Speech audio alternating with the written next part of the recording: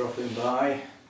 We're going to do a story because in case any of you hadn't noticed, I'm a chatty one and I like to chat.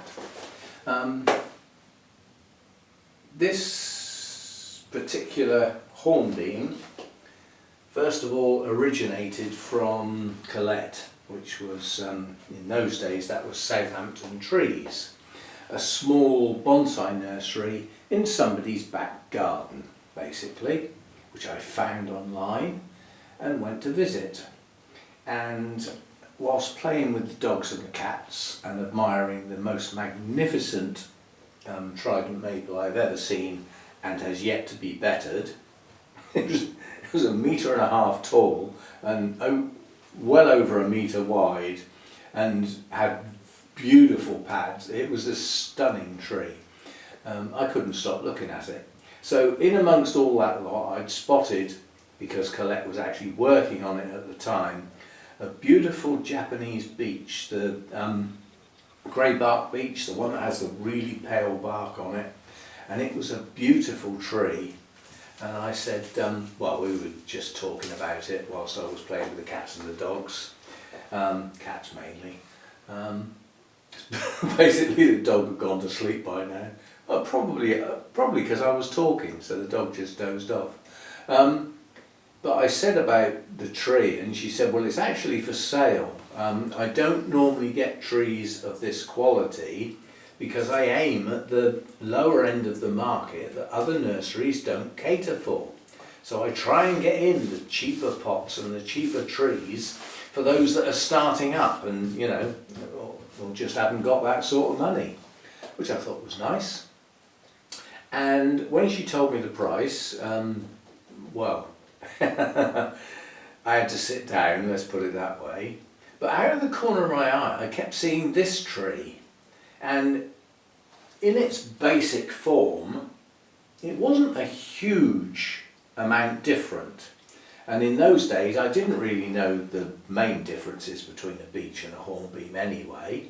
I've got a beech with an oak leaf. How about that then? So I've got a massive oak tree out in the garden that dumps about 4 tons of leaves every year in the garden. It all has to be cleared up. Thank you, neighbour. But it's a listed tree. You know, even if they wanted to do something about it, they can't. It just has to stay there until at such time it gets dangerous, at which point you can get permission to give it a hack, cut it down to size. Anyway, I saw this out of the corner of my eye and I just said, how much is that one over there? That's not a beech, is it? She said, no, it's a hornbeam. And I said, is that one of the Korean hornbeams? She said, no, it's a native hornbeam. So perfectly hardy in this country, but susceptible to drought. So it's one of those you have to keep well watered. How much is that one then? And when she said, I thought, I'm going to have that. It was more than I'd ever spent on a tree before. So that's how I acquired it. And you know, I put it on the back seat of the car and put the seatbelt on, stop it falling around, because it was in a lightweight pot at the time. So I've had this tree some time. I suspect it's got to be at least 40 years old, I'd have thought, possibly more. But an unknown age, basically. I've had it since I first started doing bonsai. It's thickened up a lovely base to the trunk. It's a little bit gnarly, you know, it hasn't got that lovely sweeping sort of effect. But it's nice. It's got a flared base and it's got a nice trunk with some good taper. And I've just watched a Peter Chan video where he is maintaining a Zen garden somewhere in London. Islington, I think he said. And basically he goes there a couple of times a year, and in this Zen garden, you know, which has got like pretend streams, slate streams and stuff like that, you have to use your imagination, and a lovely bridge, lovely red, you know, Japanese style bridge. Those trees can only be looked after a couple of times a year. Now, strictly speaking, you can't call them bonsai, but they're garden trees, but in my mind, they are bonsai. just because they're planted in the ground, their styling and everything is still bonsai. And this takes me back to the next part of the story. You can tell I like to chat, can't you? It's getting late in the day as well, so we're adding in some fuel to the chat. When I was a member of a bonsai society, there was a guy that had the most stunning Japanese maple, Acer palmatum deshojo, which is quite honestly one of the better varieties. It is good. And it was a stunning plant. Just an ordinary member. Excuse me. And then alongside that was the chairman, who also had a stunning deshojo maple. This is a roundabout way. I'll get to the point in a minute. Everybody's saying, well, get on with it then. I'll get there eventually. So basically they had two, they're not identical trees, they had their own individuality, that's a big long word for this time of day, but they had similarities in as much as they had age, they had structure, they had form. And we were doing a workshop, and both of these trees had come into the workshop. And one of the guys, the ordinary member, who'd owned this tree for something like 50, 60 years, brought it in, not really for advice and guidance, but as a demonstration of how he prunes his tree. Now this is early in the year, so we're looking at beyond bud burst, but before massive extensions. So that period of a maple is actually quite important. So that was one, and then the chairman had brought his in to do the same thing. Some spring maintenance pending the growth that was about to happen. And well, to cut a long story short, the member who'd had the tree for a very, very long time spent the whole of the workshop pruning his tree, analysing every single twig, where it was liable to shoot out, and that workshop was 3 hours long, and at the end of the workshop he hadn't finished. The chairman, with the similar tree, he said, I'm going to prune mine in the style of Peter Chan, which is how this story goes round full circle. And he said, Peter Chan in the old days had a nickname, and it was Chopper Chan, because he chops, but he gets the same results with those who pick and fuss and, yeah? And at the end of the day, one tree was half done 3 hours later, one tree was pruned, job done in about half an hour. So I'm not sure which fence I sit on, but the problem I've got with this tree is it's actually grown quite well this year and pushed out a lot of growth. And as a consequence, the trunk's gone missing. And Peter Chan's main concern with those, garden bonsai, not in bonsai pots, was that if you can't see the trunk, it's a bush. It's not a bonsai anymore. So although this is quite late in the season, I want to see my trunk. So in the vein of Peter Chan, Chopper Chan, we start pruning. And all I'm doing is regaining the shape of the tree. I'm not aiming at any specific point on any of these branches. I just want my shape back. So I want this layer back how it was earlier in the year. What about this one? We've got this big dangly bit here. Is that of any use? No. But that bit of it is. And all this bit sticking out here is taking the shape away. So as I said, this is pruning in the vein of Peter Chan. Now, look at these branches. They start over here and go diagonally well, almost horizontally across the tree. Well, what are they for then? Well, they can come off. Now what about over here? Don't want to go too mad over here. Got a long dangly bit there, and there, and there. Now, in past years, what I've done with this tree is I've done all this in the spring.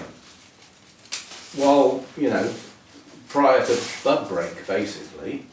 Now, if we come around the back, well, we've got a lot of this stuff sticking out here. What's this supposed to be, hanging right down here?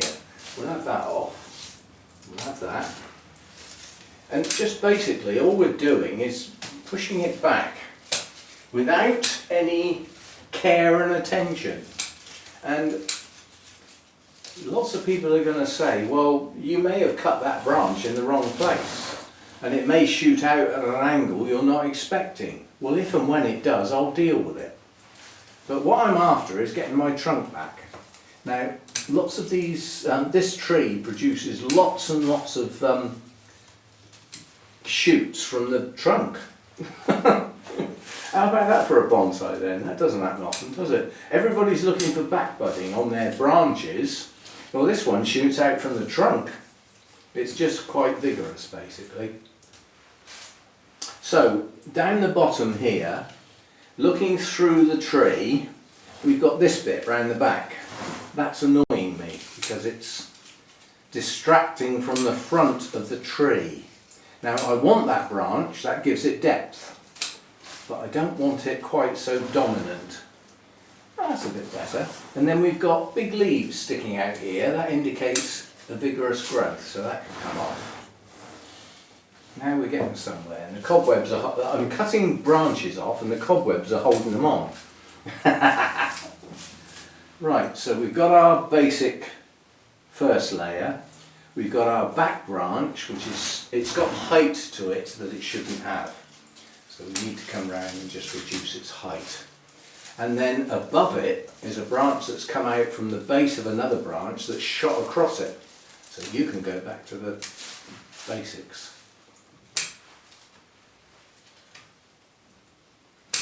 Thick branch in the wrong place. And while I'm round here, I haven't decided, there's some of these branches that might, you know, once I get the leaves off, some of these might get done again. So where are we now then? We've got our shape coming round here. I don't need to go too mad. If you want to get little adjustments, take off big leaves. So where you see a big leaf, just take it off. And what's left are smaller leaves, which is more conducive to what bonsai is all about. So take your big leaves off. I mean, I know somebody who told me a long time ago, well, specifically for maples, every time you walk past your maple, take 10 big leaves off. And 6 months into the year, you will have lovely small leaves from all of the side shoots that produces, that will naturally be smaller. So we've got our shape back here. Our back branch has lost its height because that was getting in the way. Still got its depth, that's okay. Now we move a bit nearer to the apex. Now some people start at the top and work down. I'm afraid I can't do that. I like to start at the bottom. I like to get the feel for the tree and move upwards. Now as we move upwards, there isn't a huge amount to do. But given the shape this side goes like that. Well, that's going to have to stay, because to try and achieve this sort of dome shape that I've got this side on this side, I'd have to virtually take this branch off, which I'm not prepared to do. So my design for this has to incorporate the fact that the tree leans slightly to one side. But what I do need to do is make sure that this doesn't stick out too much, or it will really spoil the shape of the tree. So that's about right for that. And now we come to the apex, which on this tree is poor because it's got this horrible long straight bit, which I can't do anything about. That's far too thick to bend. So I'm stuck with it. It's also got this big knot here. but that's why I've left a few of these smaller branches here so that they hide it. So when we get up here, we've now got a curve coming round that this gets in the way of. So we'll take that back. And a few of the longer shoots. Now what I would really like on this tree is for a dominant leader to stick out of that top. It hasn't happened yet. It may do, but it hasn't happened yet. So, in the vein of Peter Chan, if you can't see the trunk, it's not a proper bonsai. And I could have spent an awful long time going over every single branch, deciding exactly where I was going to prune. And I'd still be here at tea time. This isn't finished yet. It doesn't need that level of delicacy, if you see what I mean. So we've got our trunk back. Now you can see the trunk line. In fact, that's coming off, because that's part of the trunk line that's important. This bit here is important. I mean, I have discussed the front of this tree several times. I mean, you could say that the shape on the trunk, if you sacrifice it and bring the tree around to there, but I'm not prepared to do that. I like that shape in the trunk. I like the way it curves round, abruptly comes over and does the same curve again. I'm not too happy with that straight bit, but I can't alter it. It's too late now. Should have been done 20 years ago. So that's all I'm going to do. All I wanted to do is find my trunk. Now, at this time of year, there won't be much new growth coming out because we're heading towards autumn now. I know everybody's we're in the middle of a heat wave, for goodness sake, but nonetheless, we're heading towards the middle of August. Once we get into September, some trees will start thinking about autumn, and so will we. Well, that's not that long to go. So as a consequence, this tree's not going to probably have a massive burst of growth.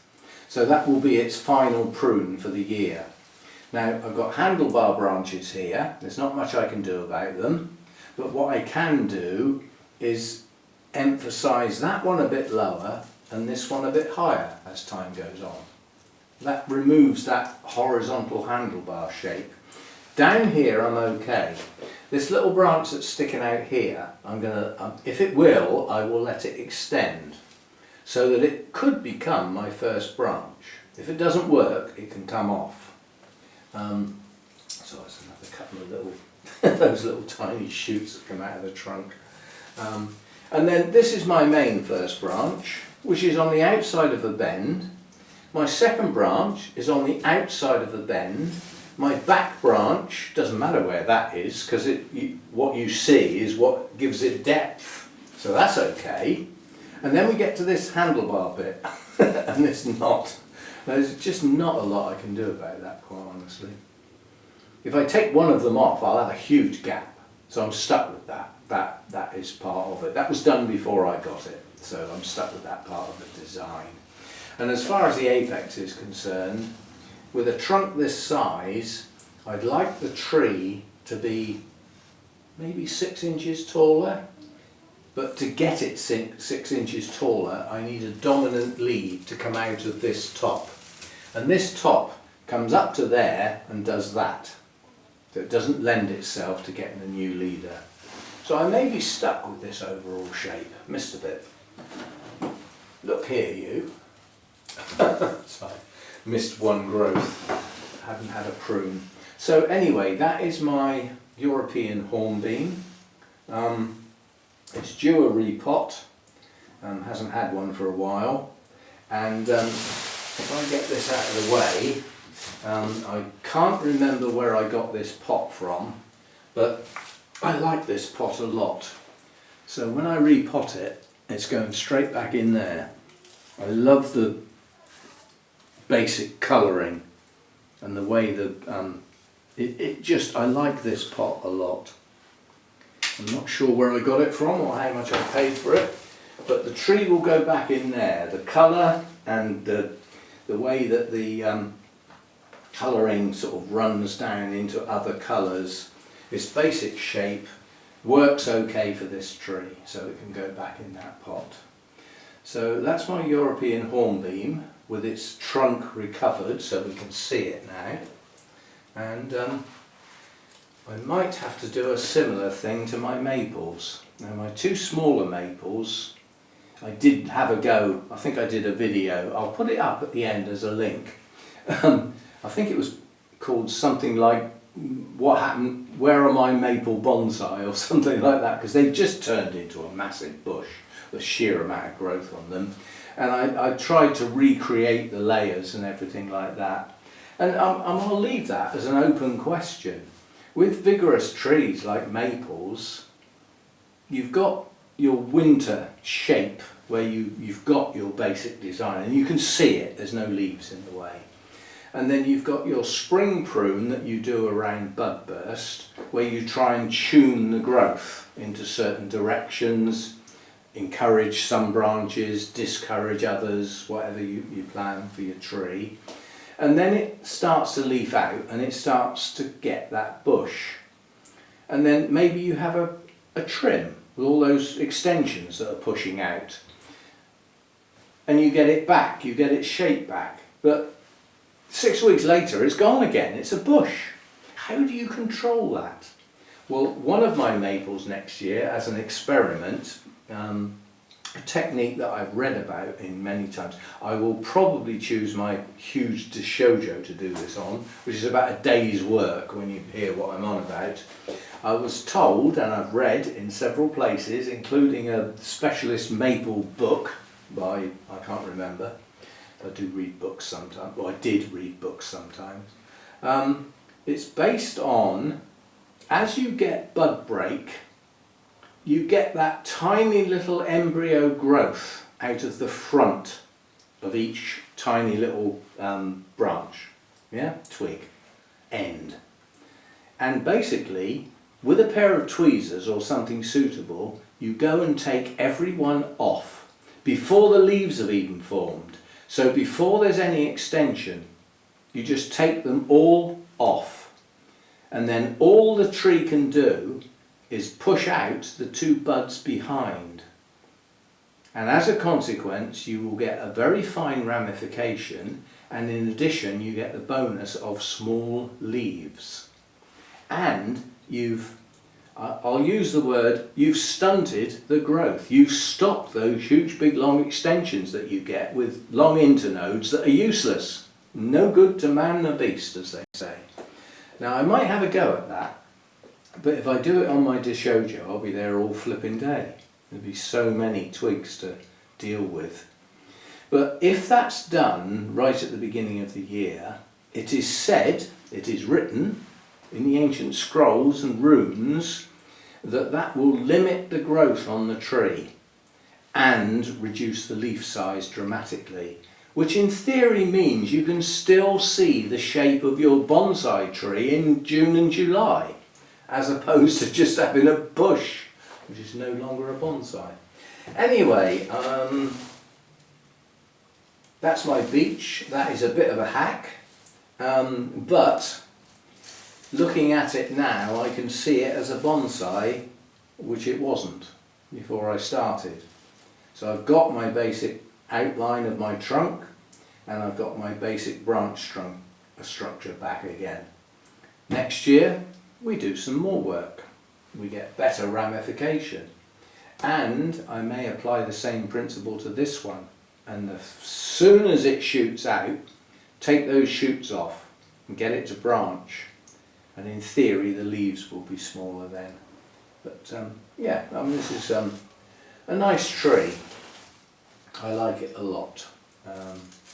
It's a little bit suffering from the heat. There's a few leaves with a brown bit on here and there, but given that I nearly lost this in a heat wave back at my other house because I wasn't looking after my bonsai in those days, I watered them when I remembered and did very little else. I'm surprised this one came through such treatment, but it has, and we're getting a sizable trunk on this tree now. So anyway, as I said, I like to talk. I hope some of you at least like to listen. And if not, you're long gone and you're not still here, so you can't hear me anymore. Anyway, that's my hornbeam. I've missed another one. I'm sure I've missed a couple more, but in the main, I've regained the shape, and as I've said, I'm stuck with that, you know, rather than this. I could push this out more, but I think I'll get an imbalance with the, you know, this is the centre, this is the trunk, this is the main tree. If there's too much hanging out one side, it's going to look wrong.